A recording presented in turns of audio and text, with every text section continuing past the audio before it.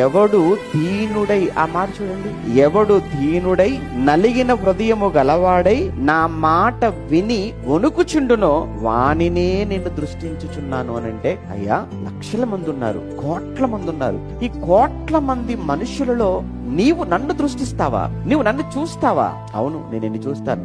ఎన్ని కోట్ల మంది ప్రజానికము ఉన్నప్పటికీ వారిలో ఒకడుగా నువ్వు ఎక్కడున్నా నీలో ఆ దీన మనసు అనేది ఉంటే ఖచ్చితంగా నా దృష్టి నీ మీదనే పడుతుంది. నీకు ధనం ఉంటే పడదు నా దృష్టి. నా దృష్టి నీ మీద పడాలి అంటే నీకు ధనం ఉంటే పడదు. నీ ఆస్తిని బట్టి పడదు నా దృష్టి. నీ వెనుకున్న బంగారాన్ని బట్టి నిన్ను చూడను.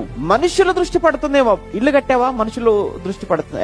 బాగా కట్టాడు రా. బాగా సంపాదించావా? మనుషుల దృష్టి మీద పడుతుందేమో. భూములు కొన్నావా? మనుషుల దృష్టి మీద పడుతుందేమో. అందంగా ఉన్నావా? అందరూ దృష్టి మీద పడుతుందేమో. కానీ దేవుని దృష్టి పడదు. దేవుని దృష్టి పడాలి అనంటే, దేవుని చూపులు నీ మీద పడాలి అనంటే నీలో ఉండవలసింది దీన మనసు అన్నాడు. అది అక్కడ దీన మనసు కలిగి దీనుడై నలిగిన హృదయము గలవానినే నేను దృష్టిస్తాను, నేను చూస్తాను అన్నాడు.